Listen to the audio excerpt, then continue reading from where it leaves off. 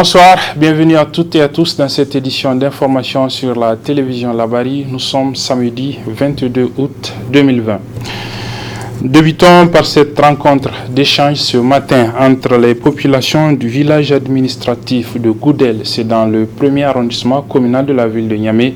Rencontre d'échange donc entre elle et le premier ministre chef du gouvernement, Brigitte Raffini, autour des préoccupations des dites populations. Le résumé avec Hassan Saleh Mustafa sur les images de la télévision Bonferré. Quelques mois après les événements survenus à Goudel dans le cadre des manifestations contre certaines mesures prises par le gouvernement pour prévenir le coronavirus, des manifestations qui ont malheureusement occasionné d'importants dégâts matériels dans cette entité, et après plusieurs sorties médiatiques des jeunes de Goudel, le Premier ministre Brigitte Raffini était ce samedi hôte de cette population. Il est allé échanger avec elle, écouter et recenser les doléances. Ainsi, au nom de la population de Goudel, le chef du village a présenté son village à l'assistance. Le nom Goudel dépend d'un éléphant à l'empathique coupé. Et c'est ça le peuple l'appelait Goudel. Et Goudel n'est pas maintenant. La limite de Goudel, c'est de Gamkane jusqu'à Goubana. À partir de 1924, c'est rattaché au canton de Karman. Ça aussi, c'était Baoula. Goudel n'est pas un petit village. Goudel a ses terres de couture jusqu'à Kolbe. L'installation de Mauré, c'est grâce à Goudel. L'installation de Kaldé, c'est grâce à Goudel. L'installation de Gamkane, c'est grâce à Goudel. L'installation de Yansala, c'est grâce à Goudel. Après les différentes interventions, les échanges ont porté sur la vue de Goudel et de sa population. Le Premier ministre a écouté attentivement tous les problèmes soulevés par les intervenants. Il a pris bonne note avant d'indiquer que le gouvernement fera sienne les préoccupations de la population de Goudel. Nous avons découvert Goudel, le vrai visage de Goudel, et nous avons une idée assez précise de ce qu'il faut faire pour Goudel. Inch'Allah, nous ferons notre part sous l'impulsion du président de la République.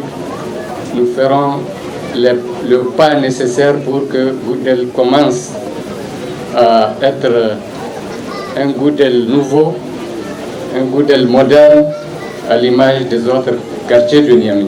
Vous avez à juste titre dit que les entreprises qui sont là, certaines ont déjà construit, elles exploitent certaines opportunités qui sont là, d'autres sont en train de construire, et que leur mission, ce n'est pas seulement de construire ou de casser, il faut aussi qu'elles apportent quelque chose à la communauté auprès de laquelle elles travaillent. Nous allons leur rappeler ce devoir sociétal qui est tout à fait légitime. Nous avons vu également que le marché de Goudel doit être reconstruit. Et il faut un marché moderne. Même chose en ce qui concerne la place Dounia. Et elle aussi, on ne doit pas continuer à l'observer comme cela. Il faudrait qu'on l'aménage. La jeunesse, nous avons entendu votre appel pour un centre des jeunes. Le ministre de la Jeunesse et des Sports qui est là m'a déjà dit qu'il a une idée sur le projet qu'il y a lieu de faire pour concrétiser cette aspiration des jeunes. Cela dit, tous les intervenants officiels qui ont pris la parole devant l'assistance ont parlé de la paix, condition sine qua non du développement d'un pays comme le Niger déstabilisé par les attaques terroristes. Un message bien compris par les jeunes de Goudel qui ont de vive voix profité de cette occasion pour saluer la présence du Premier ministre parmi eux. Très satisfait des échanges avec la population de Goudel ce samedi, Brigitte Raffini s'est auparavant rendue dans la famille du chauffeur de l'ONG Acted tué à Kouré le dimanche 9 août dernier par les terroristes pour présenter ses condoléances et celles du gouvernement à la famille. Les agents auxiliaires de l'État menacent d'aller en mouvement de grève la semaine prochaine, un mouvement qu'ils comptent entamer par un sit-in. Les raisons de ce mouvement en perspective et l'exigence auprès des autorités de l'application de la loi portant statut autonome des auxiliaires de l'administration publique adoptée, tenez-vous bien, depuis 6 ans. Les précisions avec la secrétaire générale de la Fédération des syndicats nationaux d'agents auxiliaires du Niger, Madame Abdou Kadi. Depuis 2014, un statut d'auxiliaire a été adopté par la 7e République. Et depuis lors, ce statut est en souffrance parce que nous n'avons rien eu en ce qui concerne les avantages qui nous ont été octroyés dans ce statut-là. Donc vraiment, c'est le motif principal qui nous pousse à aller en grève le 24, 25 et 26. Notre grève est suivie de sitting à la fonction publique, notre ministère maire. Donc c'est dans toutes les régions du Niger et dans les régions c'est au gouvernorat que les auxiliaires vont se rassembler. Dans les départements, c'est à la préfecture que les auxiliaires se rassemblent pour passer le même message qui est les avantages. L'arrêté d'application qui a été pris au Conseil des ministres et nous invitons tous les auxiliaires du Niger à se mobiliser autour de cette fédération pour que ce statut et les avantages vraiment soient à notre disposition. Nous avons déjà interpellé le gouvernement, nous avons écrit dans la lettre qui a été déposée, nous voulons à ce que nos avantages-là rentrent dans ce mois même d'août. Le Premier ministre, il a fait de son mieux pour que ce statut-là soit adopté. La ministre de la fonction publique, elle, le jour de notre congrès même, elle nous a dit que ce statut-là sera adopté. Et Dieu merci, ça a été adopté. Mais jusqu'à présent, il ne suffit pas d'adopter et déposer. Mais avoir ce qu'il y a à l'intérieur de ce statut-là, c'est-à-dire les avantages dans nos salaires. Donc c'est ça qui n'est pas tombé jusqu'à présent. Si on va au ministère de la fonction publique, on nous dit que c'est finance. Si on vient aux finances, on dit que c'est le ministère maire. Donc jusqu'à présent, on ne sait pas qui fait quoi. Donc c'est pourquoi il faut parler, il faut inviter les gens à discuter et avoir des solutions. Donc maintenant, je lance un appel au nom du bureau et de tous les auxiliaires du Niger. J'interpelle le Premier ministre, chef du gouvernement, la ministre de la fonction publique, le ministre des Finances, le président de la République, garant de l'unité nationale, de faire preuve de solidarité en faveur de nos pauvres citoyens auxiliaires qui sont avec les cadres qui travaillent jour et nuit et qui souffrent et que leur salaire ne suffit pas pour faire même les dépenses dans leur maison. Il y a le loyer, il y a l'électricité, il y a les enfants, l'avenir des enfants à l'école. Vraiment, j'en passe. La suite de ce journal avec un mot de politique, notamment la première conférence extraordinaire de la coordination communale Niamey 2 du Rassemblement pour la paix et le progrès, le parti RPP Farila, des assises qui ont permis la mise en place du bureau de coordination communale Niamey 2. D'autres précisions avec Aboubakar Souley et Adam Soumana. Après la mise en place des comités de base, une quarantaine et les sous-sections au nombre de 7 dans l'arrondissement communal Niamey 2, le Rassemblement pour la paix et le progrès, RPP Farila, au titre de cette partie de la capitale, affûte ses armes en vue des échéances électorales à venir. Ainsi, la présente rencontre, qui se veut celle visant la mise en place du bureau communal des différentes structures du parti, a enregistré une présence massive des militantes et militants à la satisfaction des responsables communaux du parti de Alma Oumarou. Au vu des résultats obtenus, je ne peux que féliciter et encourager l'ensemble des acteurs pour leur engagement, leur solidarité et surtout l'esprit de concertation qui a guidé nos actions tout au long de ce processus. Militantes et militants, le RPP Farila est certes un jeune parti politique sur l'échiquier national, mais il faut retenir que ce jeune parti est animé par des personnalités politiques aguerries connues de tous.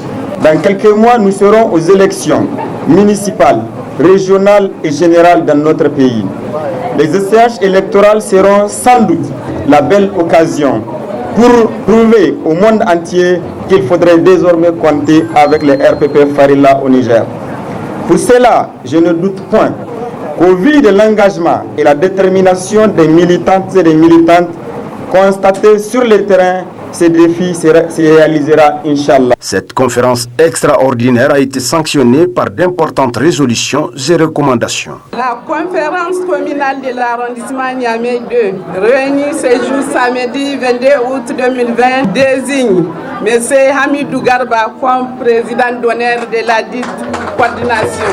La conférence communale de l'arrondissement Niamey 2 demande à la section de Niamey de proposer M. Hamidou Garba comme président d'honneur de la section de Niamey. À l'endroit du président du parti, son Excellence M. Alma Oumarou, pour la confiance placée en nous aux 5 points focaux de la région de Niamey et aux militantes et militants de la commune 2 pour leur mobilisation. Cette mobilisation des militants RPP Farilla du 2e arrondissement communal prouve si besoin est qu'il faut compter avec le parti de Alma Oumarou sur l'échiquier politique de cette partie de la capitale. De la culture à présent, mercredi prochain sera célébrée la journée de la langue Hausa. Pour la célébrer ici au Niger, un comité d'organisation a été mis en place. Il était ce matin face à la presse pour parler des préparatifs de cette journée. D'autres détails avec nos reporters Halidou Bourema et Ali Sissé Ibrahim. En prélude à la journée mondiale de la langue Hausa qui sera célébrée le mercredi prochain, le comité d'organisation de cette commémoration s'est retrouvé en face des journalistes afin d'expliquer l'importance que revêt l'utilisation de la langue Hausa dans plusieurs aspects de la vie du pays. L'objet même de l'événement, c'est de rendre cette langue-là ou de rappeler au monde la langue Hausa. Aujourd'hui, le niveau, si je peux le dire ainsi, qu'elle a dans les langues du monde. J'avais dit tout à l'heure que vous pouvez chercher sur internet les 80 premières langues du monde, vous allez trouver le Hausa au 11e. Ça veut dire que c'est une langue qui est utilisée. Nous avons cité notamment les grandes radios en France, en Angleterre, en Allemagne, aux USA, en Chine. Enfin, toutes les grandes radios utilisent le Hausa. Et nous voulons qu'au Niger même qu'il y ait cette promotion ou bien cette attention pour cette langue-là. C'est vrai, aujourd'hui, vous êtes obligés, quand je prends le cas des campagnes politiques, vous êtes obligés de prendre, non pas le Hausa seulement, mais toutes les autres langues nationales, n'est-ce pas? Et c'est pour dire aux gens qu'avec le Hausa, on a beaucoup d'opportunités. Aujourd'hui, ça s'enseigne dans toutes les universités du monde. Et on peut comment dirais-je, aller à l'université par le Hausa, obtenir des diplômes comme toutes les autres langues, ou ce qu'on appelle les grandes langues du monde, n'est-ce pas? Nous considérons que le Hausa est une grande langue du monde, parce que partout elle est là. Voilà l'objet. Enfin, il faut retenir que cette commémoration se déroulera le mercredi 26 août à l'hôtel Sahel de Niamey. À cette occasion, plusieurs thèmes seront abordés, dont entre autres l'enseignement en langue Hausa, les noms traditionnels en Hausa et l'histoire de cette langue. Du sport, football pour refermer ce journal avec tout d'abord l'Assemblée générale ordinaire du Sahel Sporting Club de Niamey qui s'est ouverte ce matin au niveau de la salle de conférence du SNAD. Plusieurs points sont inscrits à cette assemblée, à l'ordre du jour donc de cette assemblée générale. Résumé de la cérémonie d'ouverture avec nos reporters Chebou Guisso et Ibrahim Aboutikire. Le coup d'envoi est donné pour la 22e édition du tournoi des grandes vacances de Boukoti. 16 équipes y prendront part, réparties en poules de 4. Cette année, vu qu'il y a le Covid-19, on a amené beaucoup de changements et encore beaucoup d'innovations. Il y a 16 équipes réparties en 4 poules. Et cette année encore, on a mis le fair play en avant. Et le tournoi, Inch'Allah, se jouera du 21 août au 20 septembre. Le TGV de Boukoti, notre objectif premier, c'est la découverte des jeunes talents cachés. Nous leur donnons la chance de s'exprimer pour au moins que les clubs de première division, deuxième division arrivent à le voir pour au moins se déplacer dans leur club. Et depuis quelques éditions, c'est le député Abdraman Oumarou qui en est le parrain. Si à chaque fois il y a d'autres personnes qui s'intéressent au TGV, moi c'est quelque chose de positif, je l'ai toujours dit. Et peut-être qu'il y a d'autres disciplines aussi qui attendent à ce que d'autres personnes viennent pour les parrainer. Plus nous motivons les gens à venir vers les TGV, plus c'est intéressant. À chaque fois, je profite de vos micros pour encourager les différents comités d'organisation. Vous savez, c'est très difficile d'organiser un TGV et c'est vraiment pour moi une occasion de leur dire bravo et de demander aussi aux sponsors d'avoir confiance en eux. Ainsi, durant un mois, ces équipes rivaliseront de talent pour savoir qui va succéder au FC Motivation vainqueur de l'édition passée. Voilà, vous l'aurez sans doute rectifié de vous-même. Il s'agissait plutôt du résumé du coup d'envoi de la 22e édition des tournois de grandes vacances du quartier Bukoti. C'est dans le 2e arrondissement communal de la ville de Niamey. Vous avez sans doute dû l'entendre aussi. 16 équipes sont en liste pour cette coupe. Retour donc à la cérémonie d'ouverture ce matin donc au niveau de la salle de conférence du SNAD de l'Assemblée Générale Ordinaire du Sahel Sporting Club de Niamey. C'est un club de première division. L'ordre du jour comporte plusieurs points, comme nous allons le voir dans ce résumé de Chebou Guisso et Ibrahim Abdou Tikiré. 2 allocutions ont été prononcées au cours de la cérémonie officielle d'ouverture de l'Assemblée Générale Ordinaire du Sahel Sporting Club de Niamey. D'abord, celle du président du comité de sages, une structure qui émet des avis et conseils au bureau exécutif. L'Assemblée Générale à laquelle nous prenons part ce matin a pour but essentiel d'échanger avec le bureau exécutif sur le bilan des activités qu'il avait menées au cours de la saison sportive écoulée. Cette Assemblée Générale est aussi une occasion pour tous les membres de l'association de recharger les batteries pour de nouveaux challenges. Pour sa part, le comité des sages a bien apprécié les efforts du bureau exécutif dans le cadre des compétitions du championnat national et de la Super League. Cependant, il l'invite à redoubler d'efforts pour remporter de nouvelles victoires au cours de la prochaine saison sportive. À son tour, le président du bureau exécutif du Sahel Sporting Club de Niamey s'est appesanti sur le bilan des activités menées au cours de la première année de son mandat. Depuis une décennie, le club n'a plus remporté le titre de champion du Niger. Le bureau exécutif pense que la situation n'a que trop duré. Des moyens humains et matériels sont en train d'être mobilisés pour cela.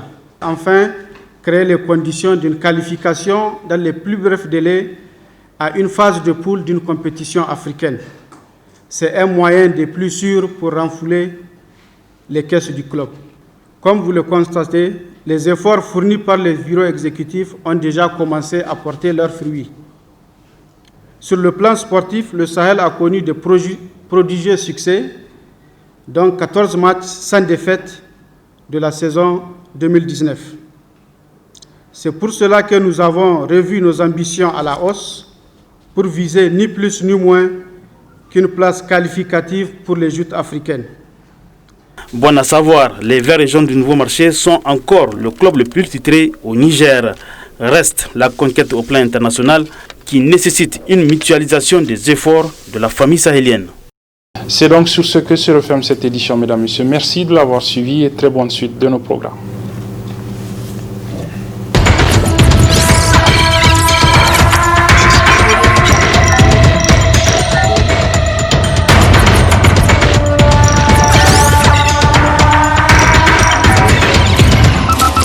Audio Jungle.